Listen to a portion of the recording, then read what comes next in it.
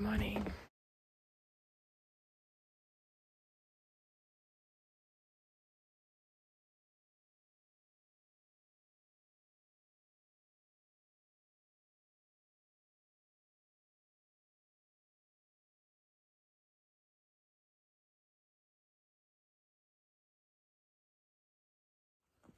So by this stage, we would have Maple, the spring calf, weaned off Maggie, and we would be looking for a potty calf to put onto Maggie to keep up supply.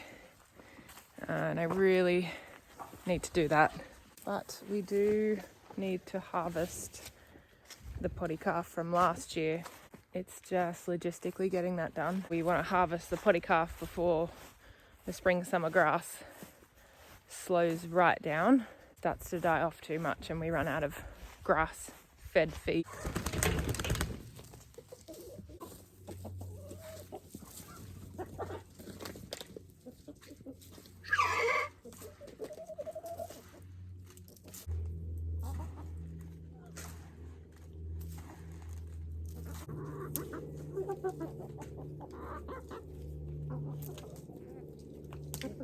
Green tunnel. I moved the chickens into this half to hurry them up a little bit so I can use this space. Pretty much almost finished. There's just a little bit of grass on the back line of this and on the side that they still need to turn up and get rid of. And then these spaces here are ready to go, and I can start turning them over, adding a little bit more compost and planting seeds, and then mulching. And then I'll move them into the front half, that big garden space at the front, and that should be ready for spring summer when I need to be sowing more food into that. That funny noise you could just hear was a chicken struggling to breathe. It was upright, it was just sitting there, it'd been like that for maybe a week. It looked like it was getting better. I massaged its throat to see if that would help dislodge anything, and today when I came out he was just sitting there struggling to breathe, so I just put him out of his misery. It's better than watching him suffer any further, so I didn't want to scare you guys off or show you that, but yeah, that's what that funny noise was, and just part of it, I guess, to be able to have to deal with respecting things and putting them out of their misery and not watching them suffer.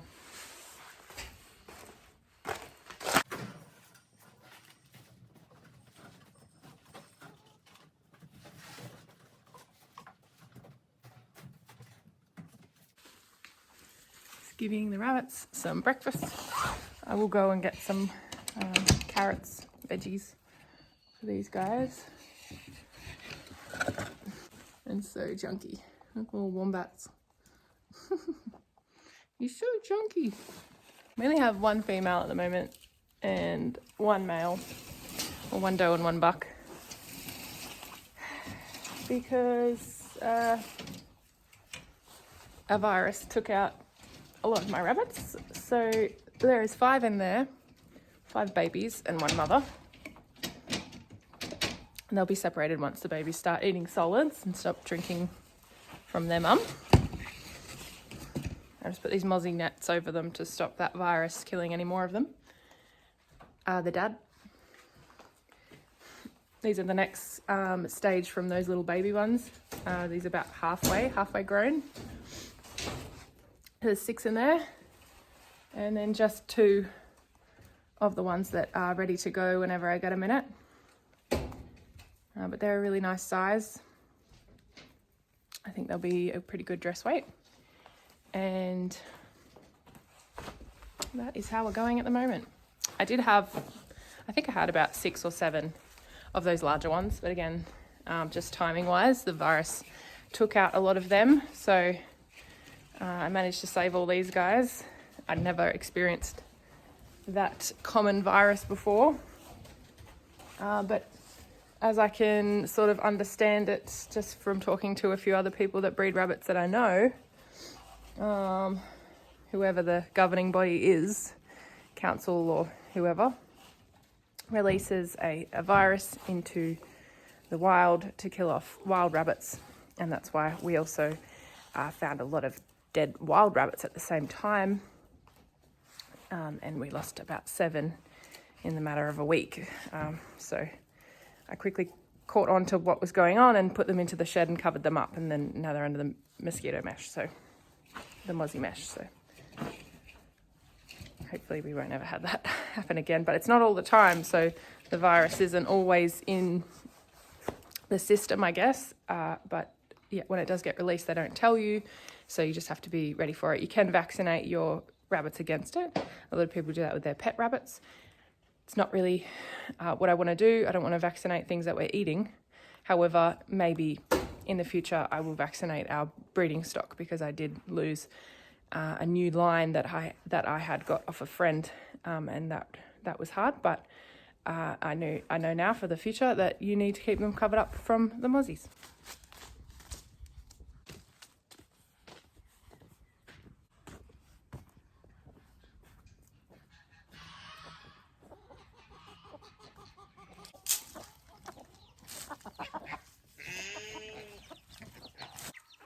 So I've caught most of the chickens and they're in this pen to make some more soil to add to this batch of soil that will be coming out of here for the garden eventually.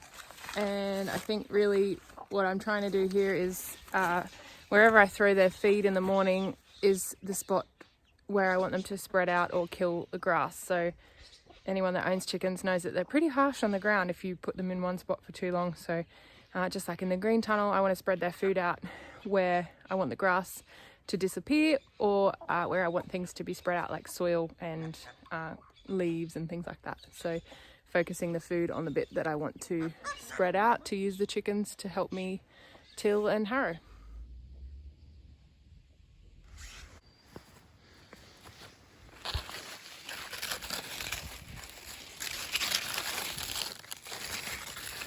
Patiently waiting.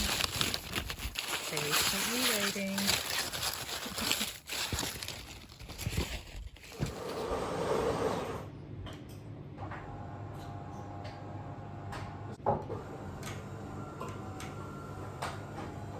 Hey! What's this girl doing here? You. Okay. My spoon! Okay, I just want to stand outside you and watch what you're doing. This is not allowed to. There's no water in that.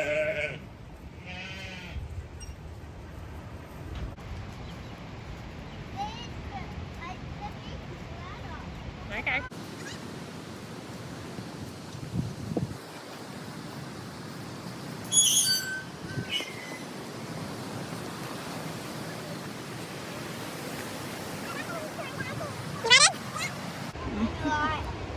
We're lizards.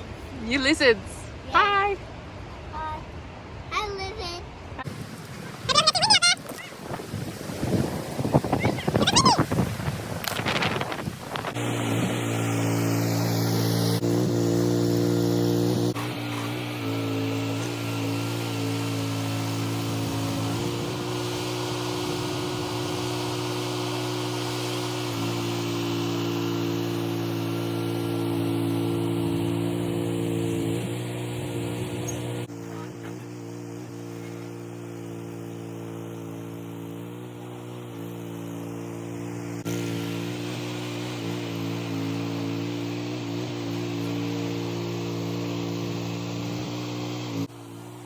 Trying to get the pig waterer through the mesh there. Good girl. To get the pig nipple through the mesh is a bit tricky. That's someone watching. Pigs on grass. Okay, so happy pigs are moving underneath the trees in the shade in the cool temperatures. They're moving every 3 days at least, so that they don't till up the ground too heavily and create massive big ruts that you lose the tractor in. You want to move them every 3 days just so they're doing a light till and not disrupting the root systems of the grass too much. So this is 3 days on this spot, and you can see they've just tilled over the soil a little bit, but they haven't dug up big deep ruts. To do that, we have a pig pen that we move on skids. These skids down the bottom here, you can move the whole pen and keep moving it to grass. This is a portable pig waterer. It has a pig nipple that they've learnt to drink from and a drum full of water. They're happy on grass. They till up and eat the grass, and once they've manured and turned the soil and put the kitchen scraps that we're putting in, turn them into the soil, they're improving the grass just that little bit. An outsider coming into this property, you can actually see where the pigs have been by how green the grass is on those plots where the pigs have been. Happy pigs, happy bacon.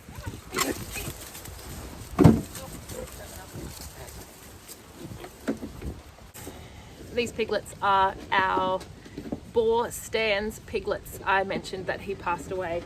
Excuse me. They're happy and healthy. Good news, there are 2 boars. I thought there was 1 initially, but there are actually 2 boars. So we will probably most likely keep 1 and sell the other one. And he's already sold. So cute. They are just coming on 6 weeks. And they're eating food happily. You can see there with their mum. So very soon they will be coming off the mum sow there and onto their new homes.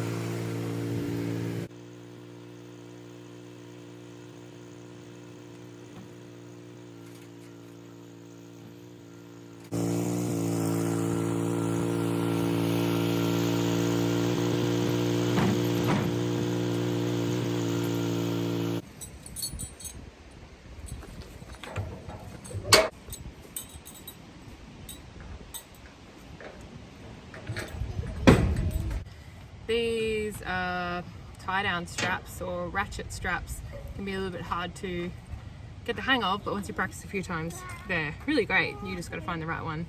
Pretty well just has this little ratchet block here, and you thread it through, take out all the slack, and then ratchet it so it's really tight.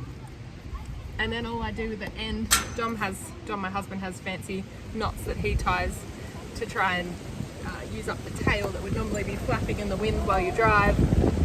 Can't remember who showed me this, but somebody told me to wind it up, leave a little bit, and then twist it, put it through there, twist it, put it over the end, and then your excess is nice and neat.